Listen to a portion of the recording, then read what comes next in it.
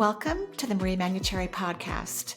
Over the last 30 years, it has been my joy to assist humanity in aligning with their magnificence so they may heal, discover their natural gifts, and communicate with loved ones living on the other side.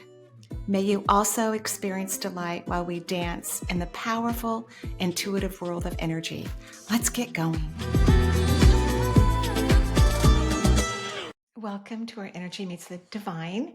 Before we go to the phone lines today, I wanted to talk to you about why certain things happen to certain parts of the body. So in order for you to have an injury in your body or for a disease to get set into a certain part of the body, that part of the body has to be weakened from its energy source, meaning that its subatomic particles are not at a high function and the area is depleted of energy, light, vitality, even if you feel perfectly fine, right? A lot of people don't know that they're getting a health issue until it's been creeping around in their body for a while. A lot of people don't know they have like a weak neck or weak arms or weak legs unless they get injured. And most people blame the circumstances or the body part when they really need to recognize that they haven't been flowing a lot of energy in their body to that part of their anatomy and physiology. And when that happens, it gets so depleted, it can have disease, right? So viruses can set into parts of the body where the energy is low. Someone who's skiing down a mountain and they fall, if they have depleted energy in their shoulder, they could injure it. So the energy is what comes first. And that's why it's really important that we take good care of our energy and feel it and connect with it and play with it and have fun with it and start to realize it's this whole aspect that can keep you very healthy and keep you strong and prevent disease, but you have to connect with it and play with it. So one of the ways where you could start doing this is when you're lying in bed at night, before you fall asleep, hopefully all screens are off. I can be guilty of waking up and finding my phone kind of close, like on the other side of the bed. I'm like, what? That should be off the bed. So all devices off, right? And it's quiet. You're laying in the bed. You're not asleep yet. And what if you started to get curious about your energy? Like, can I feel the energy in my toes? And energy can feel warmth, like warmth. It can feel tingly. It can sometimes feel cold too. It's not the same for everyone. It can feel open and expansive, especially when you reach a part of your body where you haven't been running energy there. And there's lots of reasons why we refuse to run energy in certain parts of our body. It has a lot to do with repressed emotions that we don't want to feel. And each one of the primary chakras that govern huge anatomical parts of your anatomy and physiology, if we are repressing the emotion that is governed by that particular chakra, then that part of the body will be depleted in energy, or could be depleted, right? Yeah, it probably is. So practicing laying in bed when it's quiet and connecting to your subatomic particles. There's trillions and trillions of subatomic particles in your body. And there are certain areas where it's more vacant. And if you could sit in that part of your body, let's say you have a cold shoulder or you have a shoulder issue, or sometimes it hurts, and you logically can say, well, yeah, it's bothering me because I was in this accident years ago when I was a kid and it just never quite got normal. Sure, you can say all of that, that's fine. But even the accident when you were a kid is related to depletion in the joint, energy depletion. So instead of, kind of ignoring it, which I think is actually a good thing to do when it comes to healing. I think being hyper focused on what ails us doesn't help us at all. It lowers our vibration and puts us in victim consciousness. But I think if you can just visit the energy of like your shoulder and get curious about it, and like with your mind, just start to move into different spots. You don't even have to know anatomy. You don't have to know what the muscles look like there. You just have to be present with that and sit with that part of your body. That's going to draw energy to the space. It's almost as if the shoulder, the example we're using right now, all of a sudden just start to suck in a whole bunch of light, which is very exciting. It's very exciting. That's what we want. We want it to do. And then you might notice it repairing, or you'll attract a great practitioner or some new supplement. Something will happen because the energy is now present to create a healing in that part of the body. So we want to rest in our body as we're falling asleep at night and play with our energy. Yeah, with your mind, with your curiosity, with your imagination. I think our imagination is what opens up our doorway to the universe. I really do. I truly do. So be imaginative with your subatomic particles. Hang out with them. Explore your body with them. Be a part of your energy system. It's your energy. Hang out with it. Become friends. Okay, now I'm going to go to the phone lines and start answering questions. Okay. Hi, Marie. I'm contacting you from Canada. My name's Alison, and I am 52 years old, and I have not been I have really haven't been a spiritual person at all. Didn't grow up religious, pretty much would consider myself agnostic, but have gone through a lot of change in the last 2.5 years with divorce and loss of my mom. Sorry.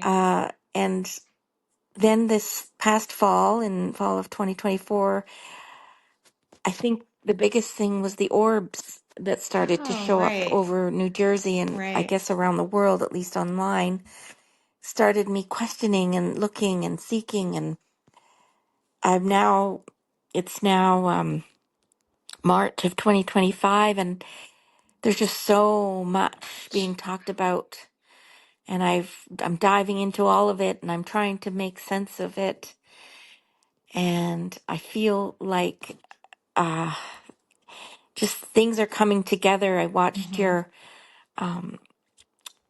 two discussions with Alex on Next Level Soul, and I I I really just was hoping you could explain to me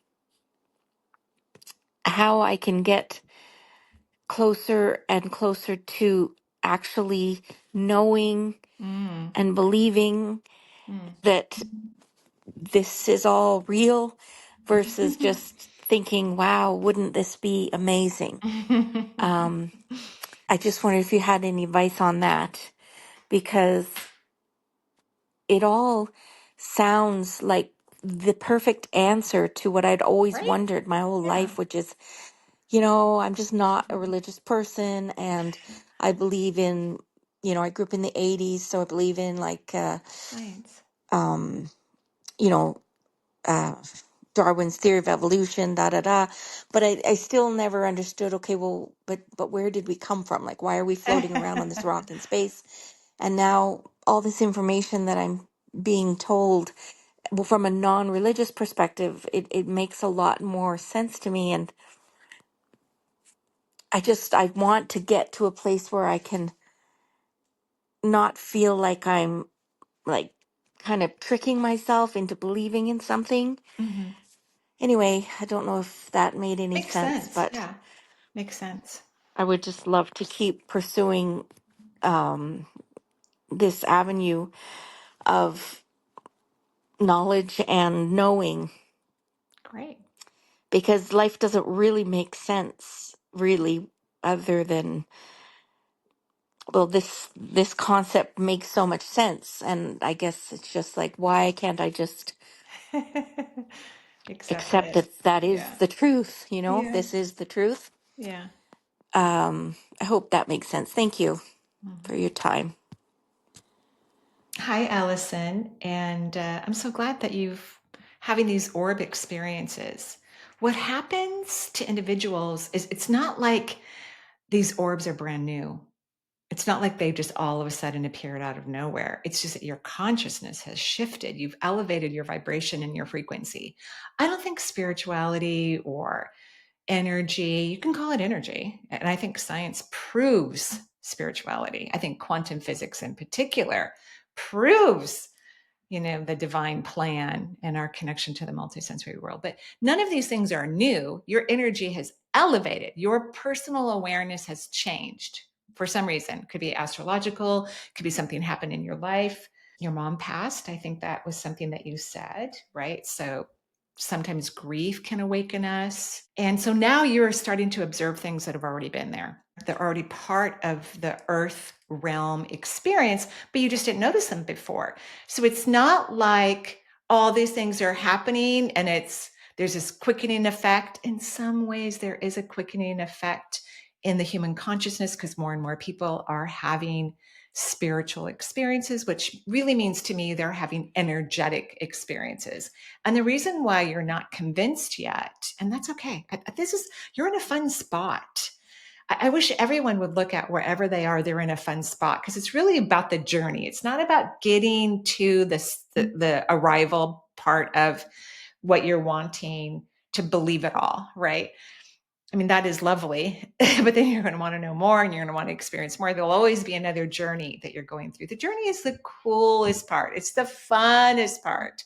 When I think about that awakening I had in the hospital and starting to see subatomic particles in formation and hear voices and see people who crossed, it was one of the funnest experiences of my life. And I was in the journey. So the mind cannot understand spirituality, energy, consciousness. It's a logical tool. It is pure intellect, right? It is not emotional. And everything to do with energy and awareness and consciousness has an emotional component to it. It's a feeling aspect, and you're starting to feel more instead of just think. And so you've invited things that you've believed in on and off in your life, and you probably were trying to get some sort of reference through religion. I don't think religion of any kind on earth plays a significant role in consciousness. That's just my personal opinion. I think some people are touched deeply that allows them to awaken to spirit through some religious teachings. Right. So it doesn't really matter what gets people there. And I think when you've read a religious book and you've had some sort of an awareness that you'll always cherish it and think it's lovely. But they're just a bunch of stories written and translated over and over again over thousands and thousands of years, mostly by one gender. So they have lots of issues and problems. So nobody should be really taking what's ever written in these books, these documents, as a grain of salt. I mean, they're just stories. They're stories, right? So, welcome. This is exciting.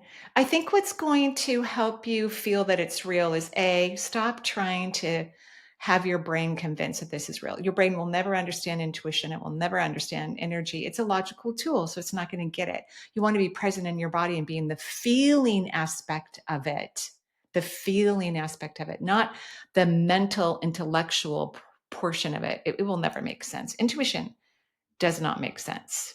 It's not supposed to. It's 1,000 times more accurate.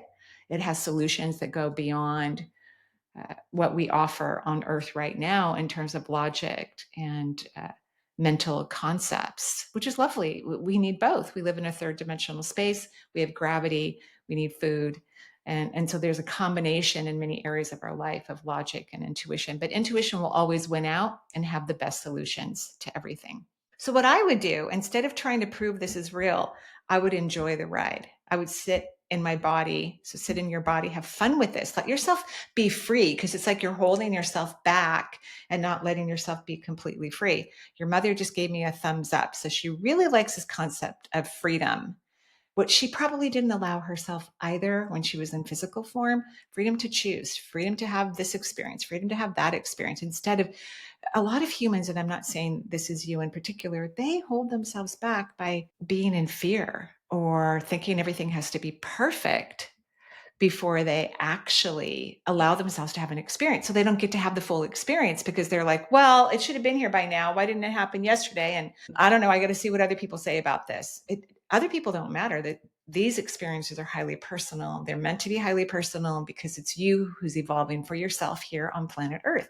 So this is exciting. Have fun with all the orbs and everything else that you've woken up to that was already here, already in existence, already playing with part of the human realm who was conscious to allow it to happen. And now you've joined that group.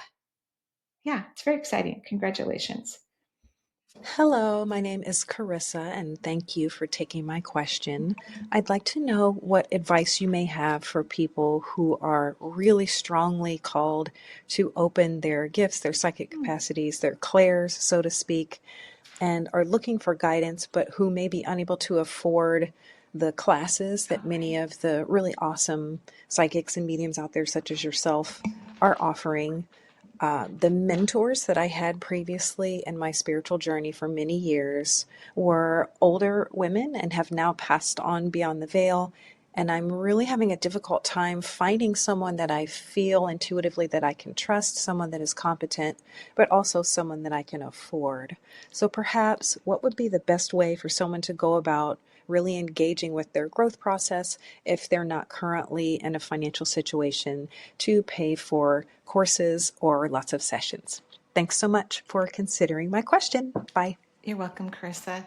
So, really, what you need to work on is your relationship to wealth because you should be able to have the freedom to do whatever you want in your life. That's normal. So, wealth is an energy.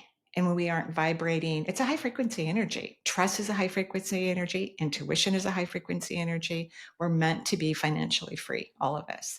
And I'm not just thinking about classes, but just your own happiness to do other things too. So you'll need to raise your vibration whenever you think about wealth or you engage with your resources so that you start to create a lovely high frequency relationship with the vibration of wealth, which can give you tons of financial freedom. You deserve that. Everyone does. Everyone does. I've talked about the way I like to do this on many podcasts through many phone calls. So that could be helpful. The other thing is the universe is the greatest teacher on earth. Honestly, I've had very few physical teachers. The majority of my teachers have been the divine creation source. Again, you have to raise your vibration, get happier, be in high frequencies so that you can hear, see, and feel the magnificence of the divine. But I think working on financial freedom is next in your life. I think it's critical and important for all of us to have financial freedom, whatever that means to an individual, but to be able to pay or buy whatever they want, to travel, to have fun, to have all kinds of engagements and experiences. So that's what I think would be first on the docket. And then just ask God to teach you creation, source, the universe. That's what I do all day long. I just say, thank you for the teachings. Ooh, that's cool too. Oh, wow, I love it. Thank you. That's what I do all day long. Okay. Hello, my name is Shelley, and I had an interesting experience a few years ago, which I am thinking a lot now that I'm reading your book. It's kind of bringing up more memories. A few years ago, I was on a plane, and it was from Taiwan to Los Angeles, and we nosedived down to the ocean, and Scary. I hit my head on the seat in front of me and died, and my life went, before my eyes, like in a split second. I saw every image of my life, and after that I went through this humongous white tunnel, and then Wow. I got sent to heaven. I know I kind of sound maybe a little on the crazy side, but it Oh. was a really interesting experience. And there I met my family under a tree, the deceased family. And then God came up to me, and it was a very interesting telepathic Mm-hmm. conversation we had. Mm-hmm. And eventually, God was walking away, and he told me, and I followed him, and he asked me if I'd like to join him in continuing on the walk. And I told him, no, I'm going to go back. And then I came back to reality.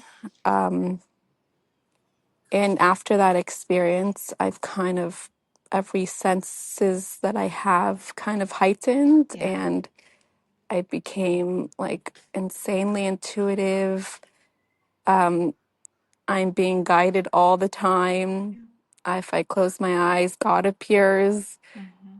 It's just kind of strange for me because I've never believed in God. I never cared for God. I was very into science. So for me to even have this type of experience and the experiences I've had afterwards, it goes against my entire belief system prior to that experience.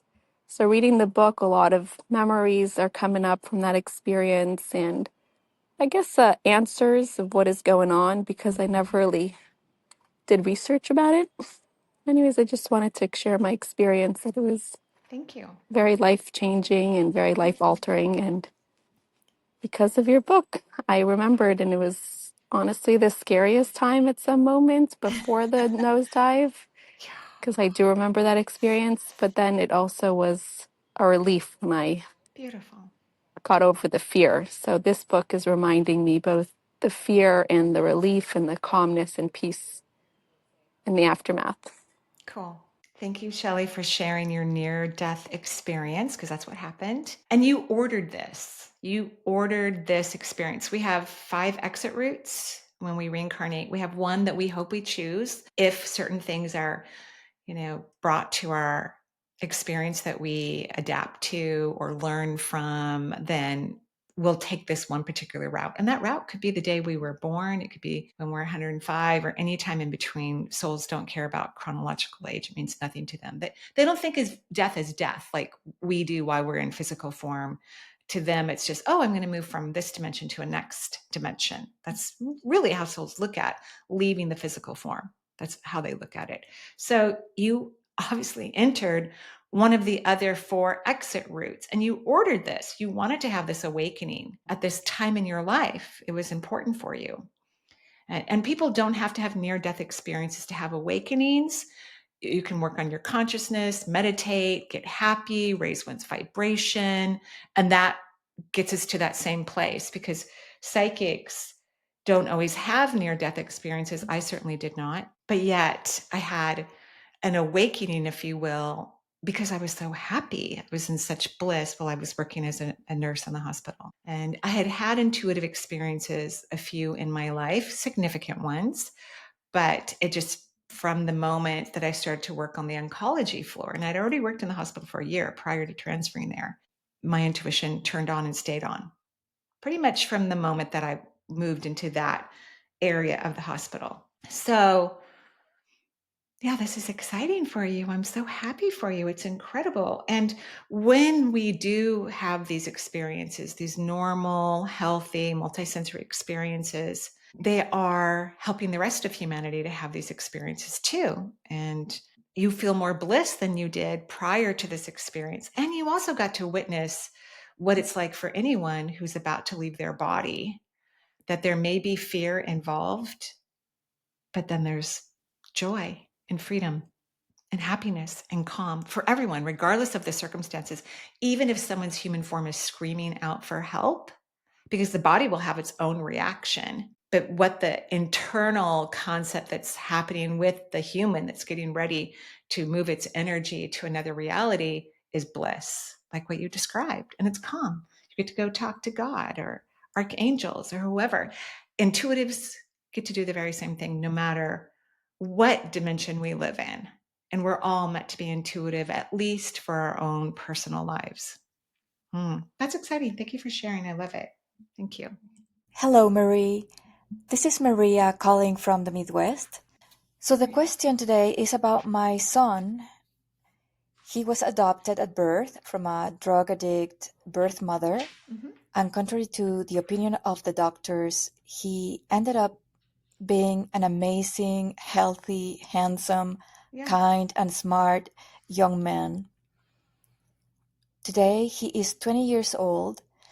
And around high school time, maybe 18 years old or so, he started to change. Mm-hmm. He started to be a little more moody, angrier, sometimes disrespectful. Mm-hmm. And most important, he stopped trying in school, trying in sports. And he continued like that until college, where he has been failing courses and just procrastinating a lot. We have tried different therapies and counseling, but everybody says he's fine, he's not depressed.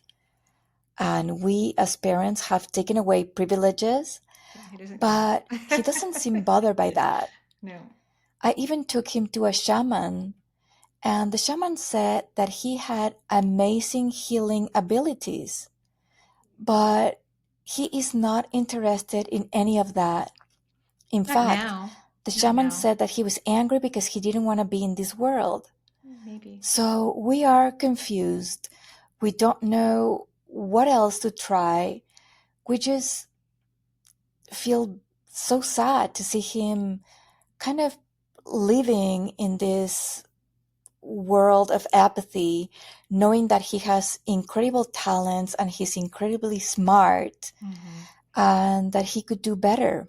I know he has free will and free agency, right, and that this is his life. But as parents, we struggle.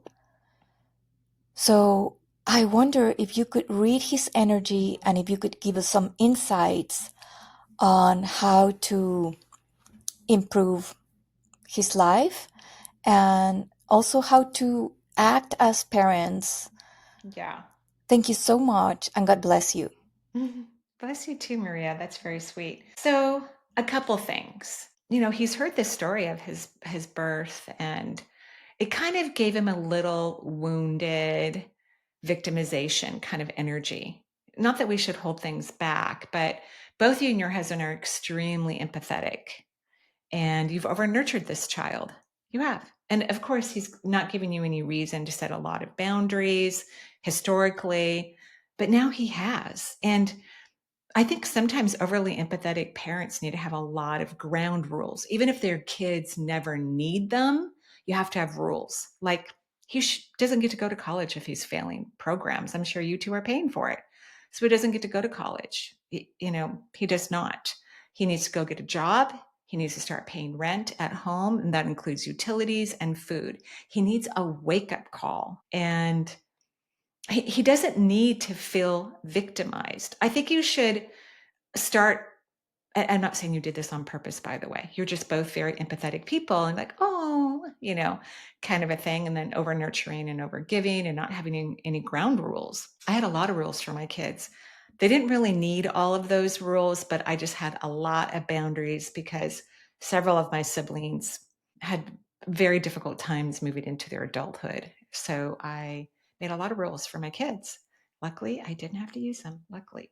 But I think it's important. Everybody needs to know, because a lot of young people don't know what it's like to make a living or to pay for toilet paper or how much food costs. They don't know. They're so used to their parents taking care of all of their needs. They don't even question it. They don't even consider it. They don't know that toilet paper can cost sometimes $15. If you get a big, carton of it, it's going to be a lot. Right? So at the same time, I don't want you two being disappointed. People live a long time these days. They can go to school when they're inspired to go to school later, if that's what they want to do. Some people become entrepreneurs, but I think your son needs a reality check that this isn't going to be a free ride. And that's perfectly fine. If he's not inspired to go to college right now, great. He has to go get a job, and then he's going to see how much money he makes without an education, unless he's a great gamer and gets to go work for Microsoft helping to build games, which could happen, right? Like there's all kinds of options. People don't have to be college educated to be highly successful or financially free. It's not a requirement. It's nice to have. I think education's nice to have in your back pocket, or hopefully to be inspired by something that you do for a while until you're inspired by something else. But your son needs a wake-up call, and you two need to stop feeling disappointed that he's not following this, projected track that you had. Oh, he's going to graduate from high school, he's going to go to college, he's going to get a great job. Yeah, you need to celebrate whatever he decides to do. And I want you to change that in your energy system, because it's almost like he's trying to connect to some weird disappointment energy that he's found himself in. And he's the type of kid who can't do any type of drugs. And I mean, like something as, of course, it's much stronger than when I was a kid, but absolutely no marijuana. He doesn't have the propensity for it. And I think young kids, especially males who are really sensitive, if they start to smoke marijuana, not all of them, but a percentage of them, it really affects their brain development. Now, if they go off of it, I'm not saying he's smoking marijuana, but I definitely would have you kind of be in the observation about that. Maybe he did for a time and he's still in recovery of the marijuana, because the brain doesn't fully develop until the age of 30. It takes that long for the brain to fully develop. So we don't want drugs getting into the brain before the age of 30 for sure. But yeah, you guys need to change your course here. He should not be in college if you can't pass classes. It's a waste of everyone's money and his time. So he needs to go get a job, buy a car. I'm sure you probably already gave him one, which is great. But maybe he has to pay for gas now. He has to pay for his insurance. You and your husband can sit down and find out what he needs to be responsible for, but he needs to start to see what the world looks like if you two are not taking care of him, because you've spoiled him rotten. Now, I'd rather have kids be over nurtured than under nurtured, but there is potential aspects with either movement, far to one direction or the other direction. We need to be kind of in the middle where we don't over nurture. I remember when my middle daughter was in college, her first year in college, and it was a hard year for her. It took her a while to get her bearings. She had to drop out of that one college and go live with her sister at another university, and then take a placement test. And then she got inspired. So it took her a little while, but we gave them an allowance, right, for food. And that made them have a part-time job, which I think is critical in college. It makes kids organized. They have a timetable. Oh, I got to go to work for a couple hours, so I got to study now. Or I got to make sure I wake up in time to take that test because I don't have time because I have to go to my part-time job. Anyway, so she's calling me, crying on the phone hysterically because toilet paper, it cost $10. This is a while ago. And she was just heartbroken because she really didn't have a lot of extra cash. And I'm like, well, guess you're going to have to figure it out. Yeah. Okay. This is just part of growing up. It's all fun. You two need to just become a force that however he's going to discover himself is okay. And it doesn't have to look like your picture. He's creating his own picture. And some people are slow, to really move into their truth of who they are and what they want. Okay. Thank you. Hi, Maria. This is Ashanda. I'm calling from Germany. I have a question.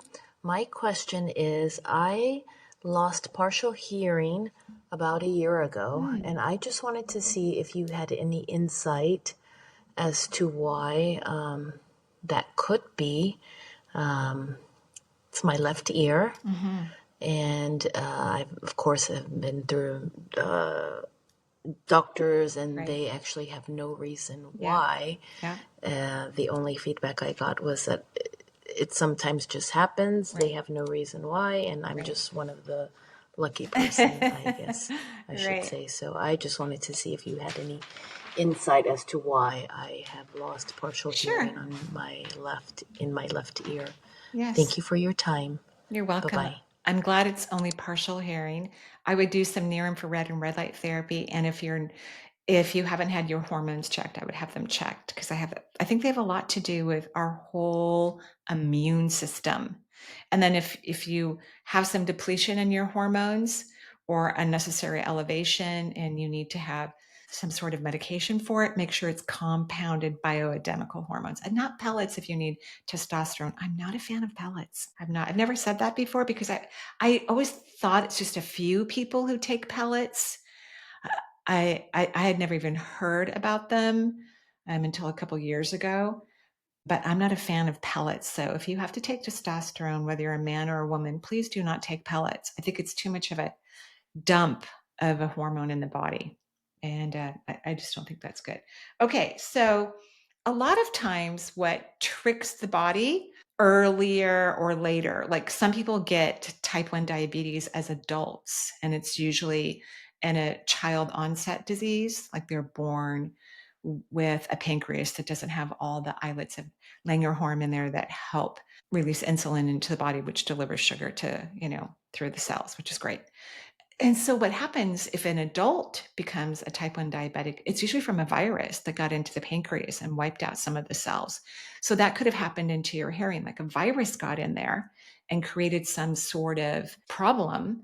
And that's why you had a hearing loss. So that also means that the energy was weak in your left ear. Remember what we were talking about before I went to the question? So the energy was weak in your left ear. And the left ear, from an energetic perspective, is the receptive ear. So the whole left-hand side of the body is about receptivity. And what comes into the left ear is actually sounds from the universe, from your guides, from the divine. So perhaps you haven't been listening to the multisensory universe and it weakened this part of your body, and then a virus snuck in there, right? And took away partial hearing. I'm glad you said partial, because maybe we can get some back or keep what you do have, which would be incredible. So luckily, in order to hear the universe, it doesn't have to go into your left ear. When we are being receptive to the multisensory world, it is, it's a knowingness, right, that overcomes us. Just like how one of our callers talked about having a mental telepathic conversation. And when you have a mental telepathic conversation, there's visualization in it, there's auditory sensation, there's this knowingness, there's a feeling. It's a whole kind of experience, but it's not like the physical realm. It's slightly different. It's different, right? Because it's a different story. So that's what I'm letting you know. But I would also embrace all the healing that you have now and celebrate it, because celebration allows for more manifesting. And it's really important to celebrate every single day, really wonderful and happy things. Okay. I am Theresa. I am from outside of the Philadelphia area. And my question is, I'd love to hear a message from my father. Oh, Thank you. you're welcome.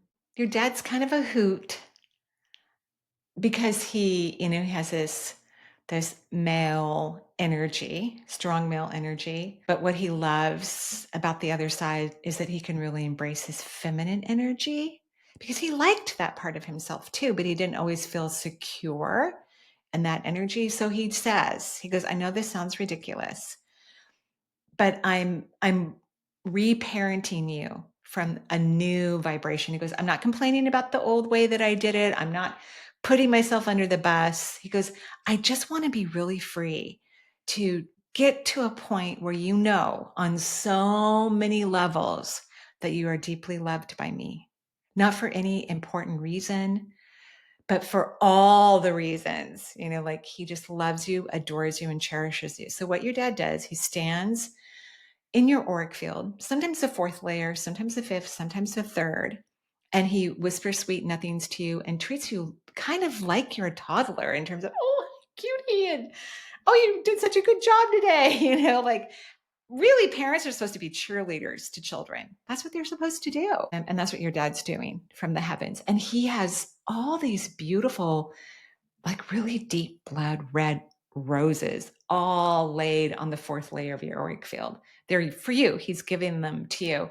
And red roses are about someone needing more romance in their life. So if you have a partner, let them know they need to be more romantic, or let people give to you and learn to receive. But your dad has dozens and dozens of sweet smelling red roses all on the fourth layer of your auric field for you. All right. Thank you, everyone. Have a beautiful day. I will see you soon. Bye-bye.